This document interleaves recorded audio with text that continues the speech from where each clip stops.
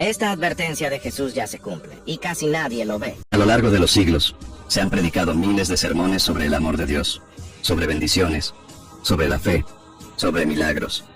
Las iglesias se han llenado para escuchar palabras de esperanza, de aliento y de promesas. Pero hay una advertencia que Jesús y los apóstoles dejaron, que con el paso del tiempo fue siendo dejada de lado. Una verdad incómoda, pero urgente.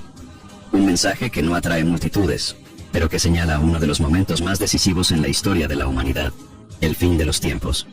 En el Evangelio de Mateo, capítulo 24, Jesucristo habla abiertamente sobre las señales que precederían su regreso. No usa metáforas, no suaviza el lenguaje. Él describe escenarios de guerras, persecuciones, falsos profetas, enfriamiento del amor y la gran tribulación. No son palabras fáciles de escuchar, ni promesas reconfortantes. Son alertas, son avisos, son advertencias. El mismo espíritu de urgencia aparece en la carta de Pablo a Timoteo, ya anciano, encarcelado y consciente de que sus días estaban llegando a su fin. El apóstol escribe con un peso en el corazón: Te encarezco delante de Dios y del Señor Jesucristo, que ha de juzgar a los vivos y a los muertos. Predica la palabra, insta a tiempo y fuera de tiempo, redarguye, reprende, exhorta con toda paciencia y doctrina. Pero también advierte que llegarían días en los que las personas ya no soportarían la sana doctrina. Buscarían maestros que dijeran solo lo que quieren escuchar. Le darían la espalda a la verdad. Esos días ya llegaron. Vivimos tiempos en los que muchos rechazan aquello que la Biblia llama verdadero. Cambian la convicción por la comodidad. Ignoran las señales por conveniencia. Y sustituyen la obediencia por la adaptación cultural. Las palabras de Jesús registradas en el Evangelio de Mateo, capítulo 24, no fueron dichas frente a una multitud. No fueron proclamadas en una sinagoga ni gritadas desde lo alto de una montaña. Fueron dichas en privado, a un grupo reducido de discípulos que lo seguían de cerca. Era un momento de intimidad, de revelaciones serias, de instrucción clara para el futuro. Estaban en Jerusalén, acababan de salir del templo, y los discípulos, admirados por la grandiosidad de aquellas construcciones, llamaron la atención de Jesús sobre la belleza de los edificios.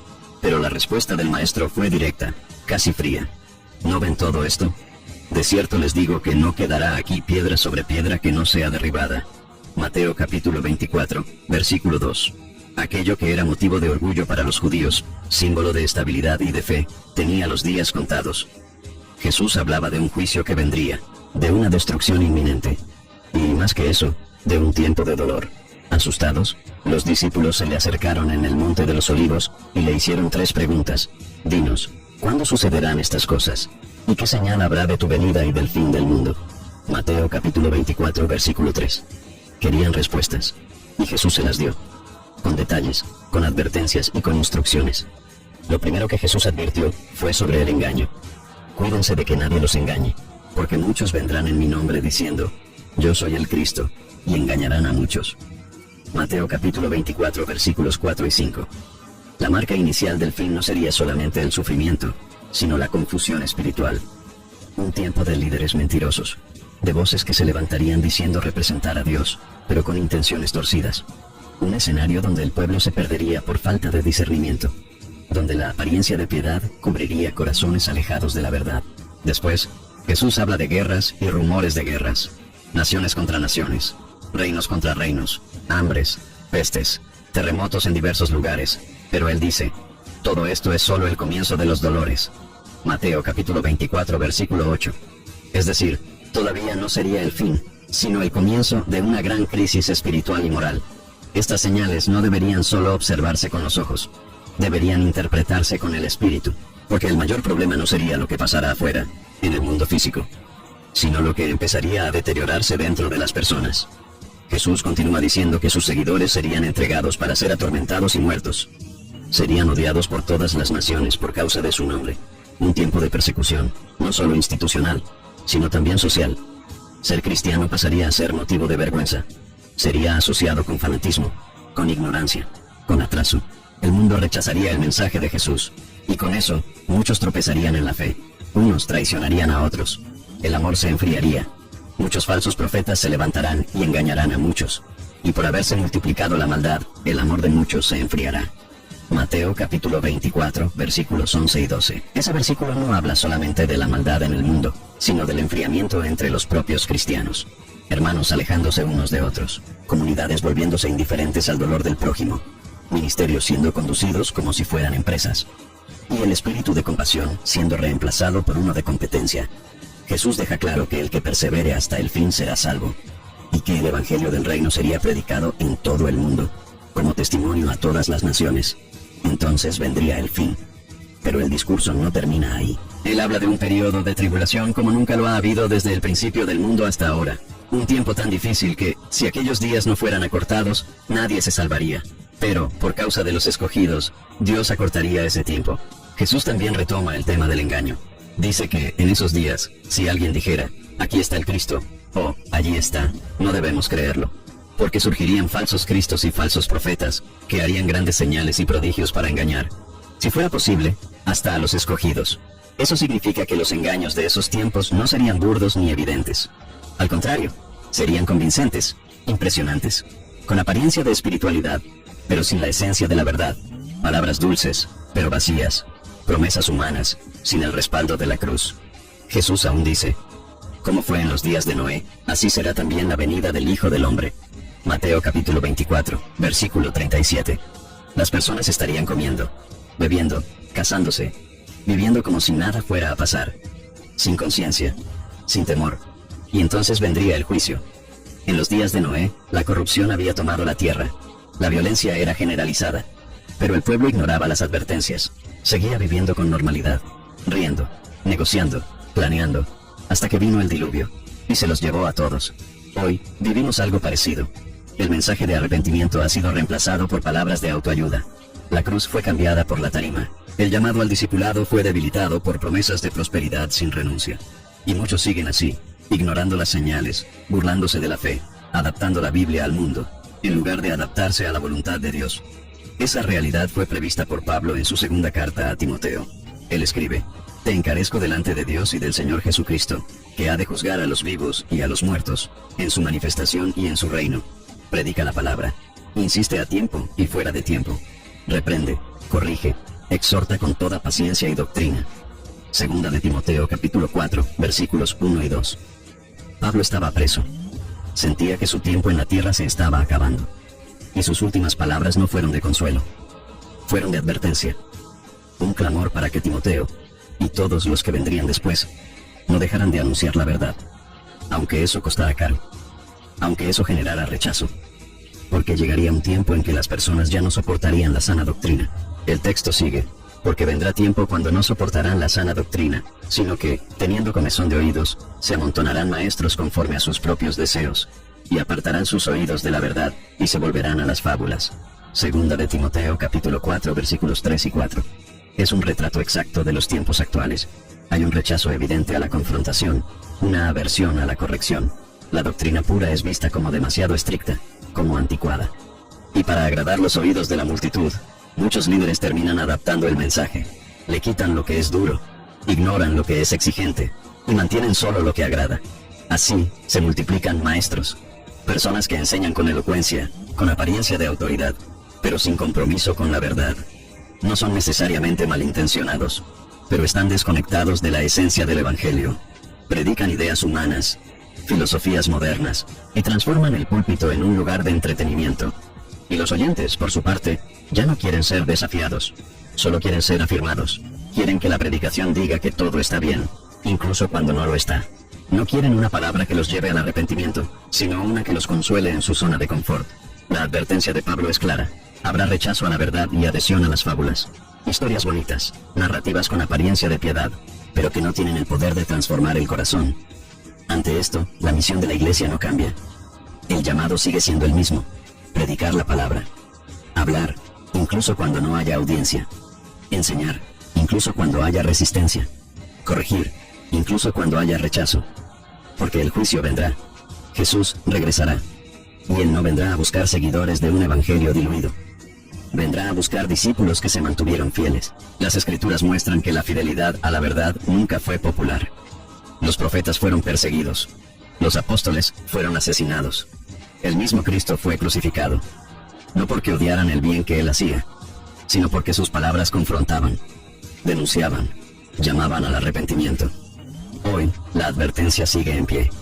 No se volvió irrelevante con el paso del tiempo. Al contrario, se volvió aún más urgente. La generación actual vive rodeada de voces, redes sociales, influencers, predicadores mediáticos, canales de todo tipo, pero, entre tantas voces, pocas siguen resonando con el sonido de la verdad. Y lo más peligroso es que muchos ya no perciben la diferencia entre lo genuino y lo falso.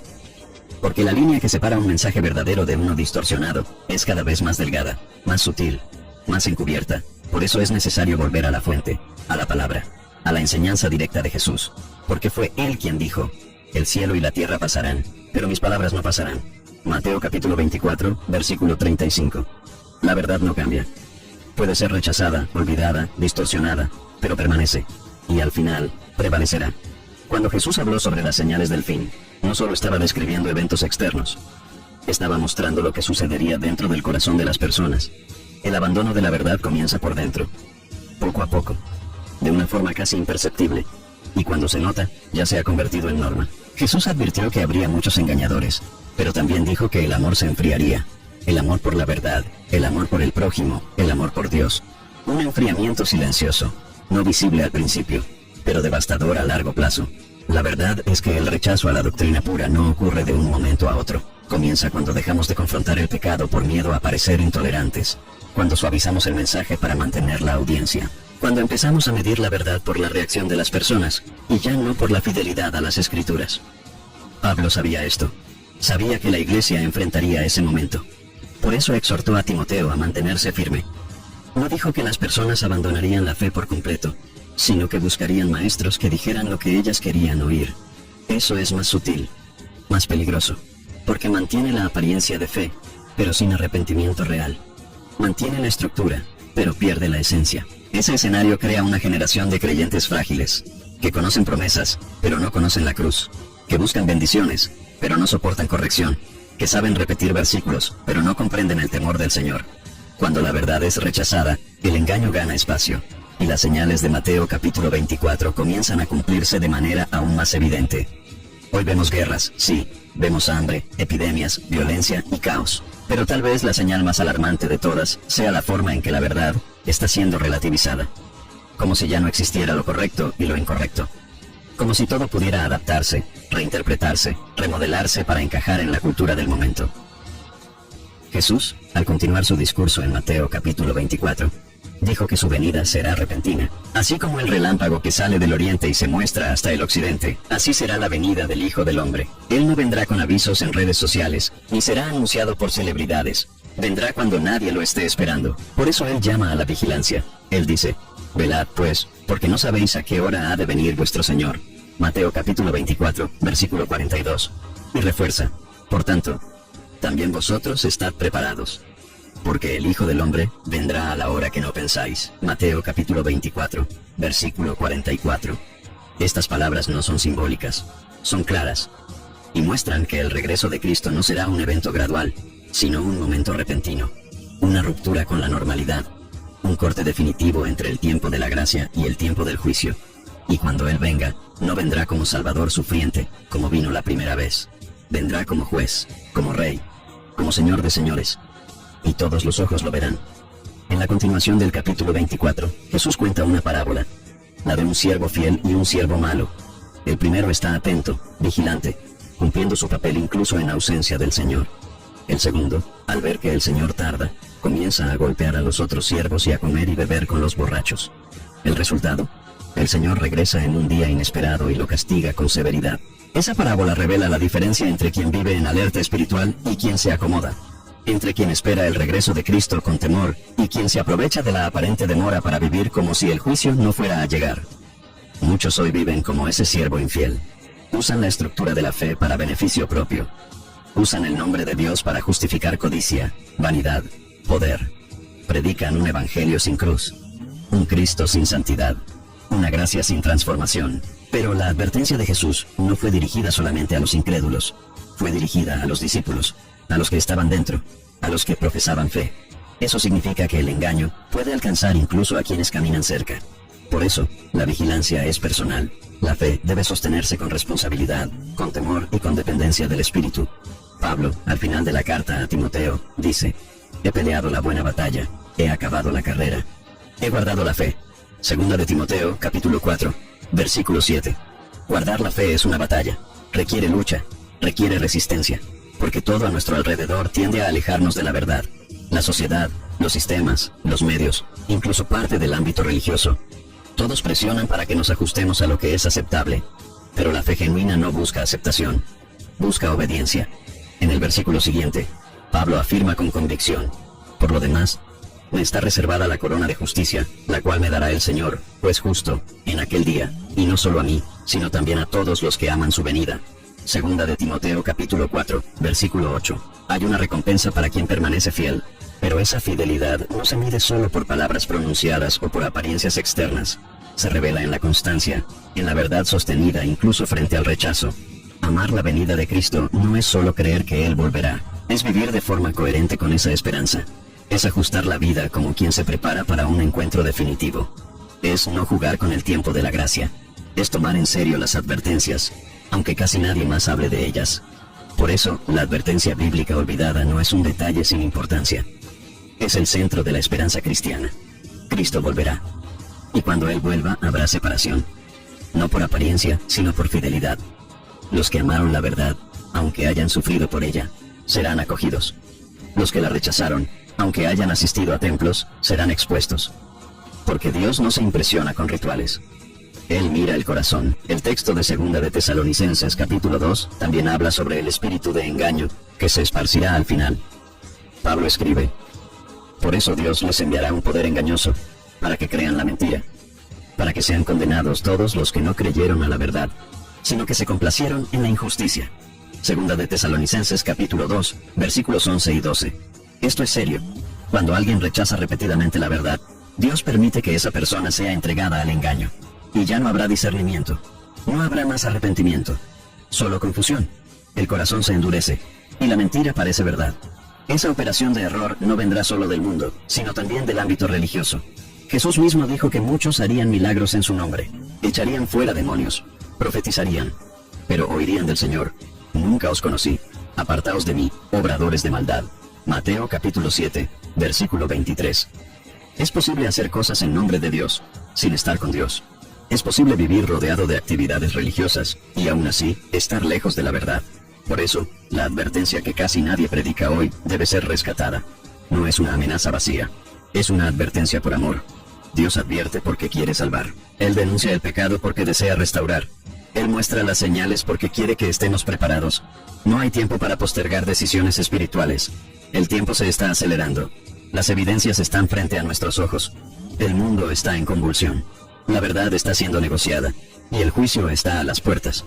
La pregunta que queda es: ¿cómo hemos respondido a esto? ¿Hemos buscado la verdad, aunque duela? ¿Hemos permitido que la palabra nos confronte, nos corrija, nos moldee? ¿O hemos preferido seguir por caminos más fáciles, más populares, más cómodos? Jesús nunca prometió que el camino sería fácil. Él dijo: si alguno quiere venir en pos de mí, niéguese a sí mismo, tome su cruz y sígame. Mateo capítulo 16, versículo 24. La cruz no es un símbolo de estatus. Es un llamado a la entrega, a la renuncia, a la verdad, incluso cuando nos hiere. La advertencia bíblica no es para asustar, es para despertar. Porque el día del Señor vendrá como ladrón en la noche, y quien esté vigilante no será tomado por sorpresa. El llamado, por lo tanto, es claro. Vuélvete a la palabra, busca la verdad, ama la verdad, vive por la verdad. Porque al final, no importará cuántas personas te aplaudieron, cuántas iglesias visitaste o cuántos seguidores tenías. Solo importará si permaneciste fiel. El que persevere hasta el fin, ese será salvo.